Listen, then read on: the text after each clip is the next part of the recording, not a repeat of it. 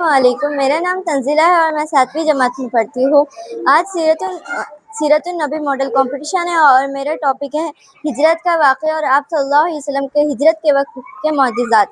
آپ صلی اللہ علیہ وسلم کو کفار نے مارنے کا ارادہ کیا تھا، تو آپ صلی اللہ علیہ وسلم کے پاس حضرت جبرائیل علیہ السلام آئے اور کہا کہ اے محمد صلی اللہ علیہ وسلم، اللہ کا حکم ہے کہ تم مدینے کی طرف ہجرت کرو۔ آپ صلی اللہ علیہ وسلم نے ہجرت کا ارادہ کیا اور حضرت علی رضی اللہ تعالیٰ عنہ کو اپنے بستر پر سلایا اور ان کے پاس مکہ مکرمہ کے لوگوں کی امانتیں دی اور انہیں کہا کہ جب تم ان مکہ والوں کی امانتیں لوٹا دو تو پھر تم مدینہ آنا۔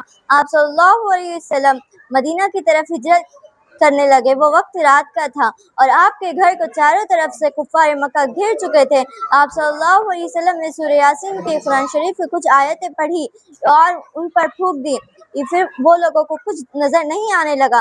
حضور صلی اللہ علیہ وسلم حضرت ابوبکر کے ساتھ میں مدینہ کی طرف روانہ ہو گئے۔ آپ راستے میں ایک غار میں رکے، اس غار کا نام غار ثور تھا۔ غار میں سب سے پہلے حضرت ابوبکر رضی اللہ عنہ داخل ہوئے۔ غار میں جتنا بھی کچرا تھا اسے صاف کیا، جو بھی سوراخ تھے اسے اپنے کپڑوں کے ٹکڑوں سے بند کیا اور ایک سوراخ باقی تھا اس پر اپنی ایڑی رکھ دی، اور پھر اس کے بعد آپ صلی اللہ علیہ وسلم نے غار میں تشریف لائی۔ آپ ایک پتھر کو ٹیکا لے کے بیٹھے بھی تھے، پھر اس کے بعد میں انہوں نے حضرت ابوبکر رضی اللہ عنہ کی مانڈی پر لیٹ گئے۔ کچھ ہی دیر میں حضرت ابوبکر رضی اللہ عنہ کی ایڑی کو ایک سانپ نے کاٹ لیا۔ حضرت ابوبکر رضی اللہ عنہ اپنے آنسو کو روکنا چاہتے تھے، لیکن ان کے آنسو حضور صلی اللہ علیہ وسلم کے چہرے مبارک پر گرنے لگے۔ آپ صلی اللہ علیہ وسلم اٹھے اور کہا، اے ابوبکر تجھے کیا ہو گیا؟ حضرت ابوبکر رضی اللہ عنہ نے کہا مجھے کسی زہریلے جانور نے کاٹ لیا۔ آپ صلی اللہ علیہ وسلم نے اپنا لعاب دہن یعنی اپنا تھوک ان کے اس کاٹی ہوئی جگہ پہ لگایا تو وہ کچھ منٹ میں ٹھیک ہو گیا۔ پھر وہاں پر مکہ مکرمہ میں کفار مکہ نے سازشیں شروع کر دی۔ انہوں نے اعلان کر دیا کہ جو بھی حضرت ابوبکر اور حضور صلی اللہ علیہ وسلم کو پکڑے گا اسے 100 اونٹنیاں انعام دی جائیں گی۔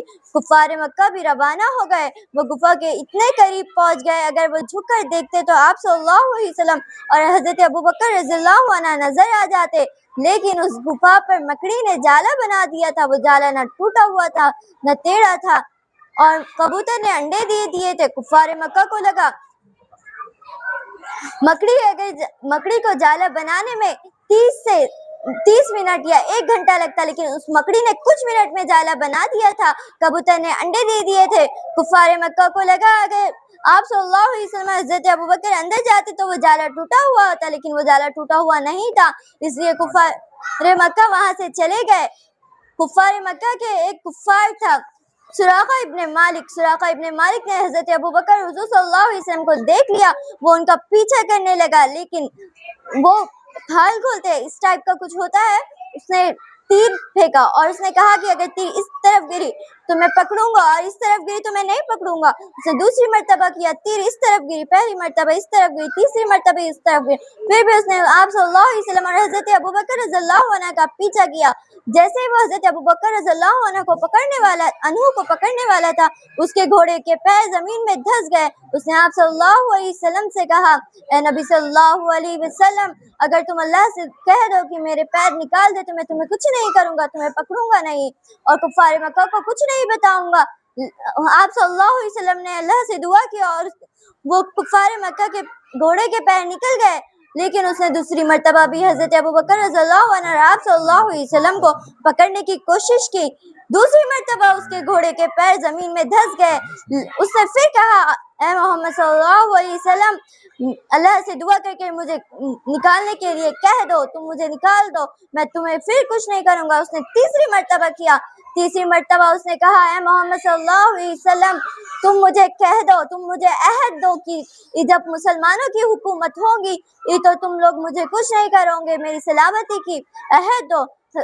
آپ صلی اللہ علیہ وسلم نے حضرت ابوبکر سے کہا، اے ابوبکر آپ صلی اللہ علیہ وسلم نے حضرت ابوبکر سے کہا، اے ابوبکر اسے لکھ کر دے دو کہ ہم عہد دیتے ہیں کہ جب مسلمانوں کی حکومت ہوگی تو اسے کوئی کچھ نہیں کرے گا۔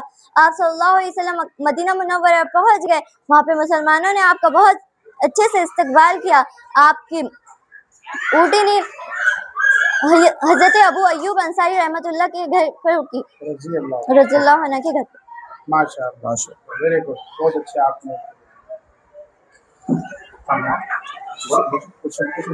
माशाअल्लाह आपने बहुत अच्छा एक्सप्लेन करे तंजीला।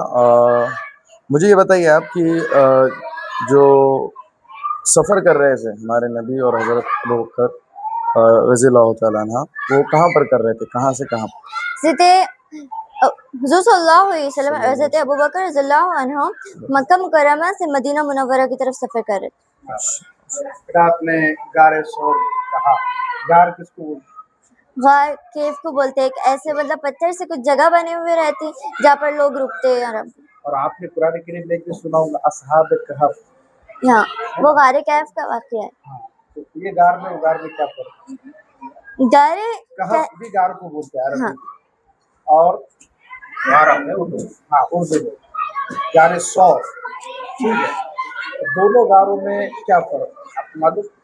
गारे सौर में हिजरत के टाइम वक्त का वाक़या पेश आया था, और गारे कैफ में वो जालिम बादशाह था, तो उसके जो कौम थी, उसके जो लोग थे, वो उसके जुल्म से बचने के लिए गारे कैफ में रुके थे।